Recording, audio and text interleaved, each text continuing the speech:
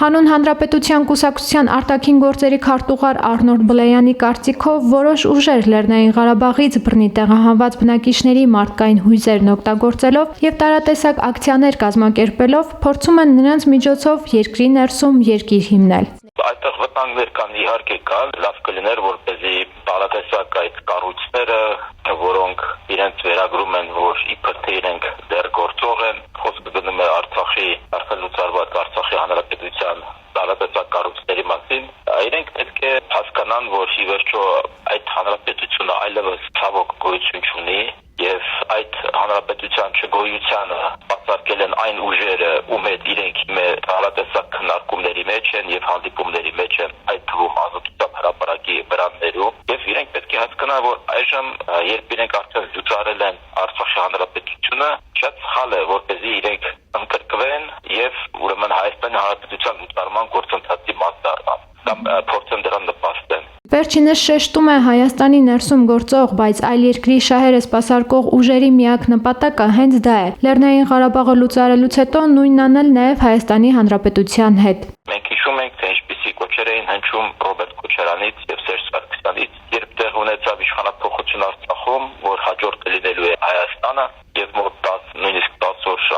չանցած արդեն Արցախի հանրապետությունը դադարեց գոյություն ունենալ եւ այսօր իրենք խոսում են իրենց հաջողությունների մասին, իրենց ինչ նկարտումների մասին,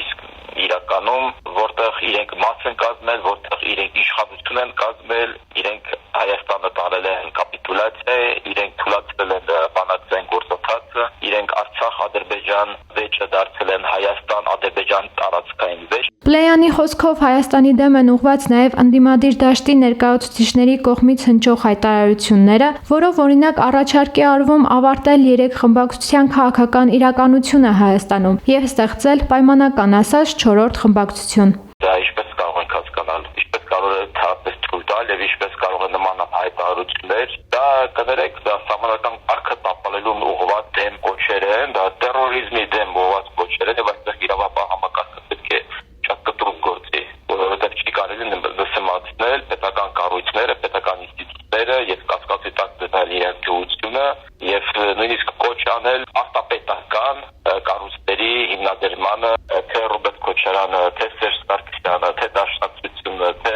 Բարգավաճ Հայաստան կուսակցությունը, թե դրապես բոլոր նման սատելիտ կազմակերպությունները, քաղաքական կազմակերպությունները, թե իրենց աշխատավարձի վրա նստած փորձագետներն ու քաղաքագետները, թե այս կամ այն կերպ կապված նախկին ծախի իշխանությունների հետ ասոցիացված գործիչները, բացառությամբ 1-2 հոգու, իրենք բոլորը պետք է քաղաքական դաշտից դուրս գան եւ իրենք պետք է, եթե իրանք իհարկե ունենային համապատասխան քաղաքական գիտակցություն եւ ընդհանրապես բարոյական մակարդակ, իրենք այս բանը ընդհանրապես Հայաստանում չէին գտնվի եւ մի տոմս կառնեին, կգտնեն իրենց մայր Ռուսաստան եւ այդտեղ կսոթրվեին իրենց տեղերում։ Այդ մենք տեսնում ենք, որ իրենք չեն լռում, հակառակը իրենք ստանում են իրենց հերթական հրամանը Կրեմլից։ Վերջինս ընդգծում է, որ այդ հրամանը գալիս է հատկապես այն ժամանակահատվածում, երբ Ադրբեջանից ամենօրյա ռեժիմով հայկական կողմին ուղղված տարատեսակ մեղադրանքներ են հնչում։ Երկրի ներսում գործում է շարասյուն, ռազմական շարասյուն, որը պատրաստ է գնալ պետության դեմ։ Ամեն անգամ, երբ Հայաստանի Հանրապետությունը փորձում է վերգտնել իր ուժերը եւ գնալ առաջ, եւ ամեն անգամ, երբ կա արտաքին սպառնալիք, այս ներքին ուժերը նորից սկսում են իրենց պարակտիչ գործունեությունը երկրի ներսից։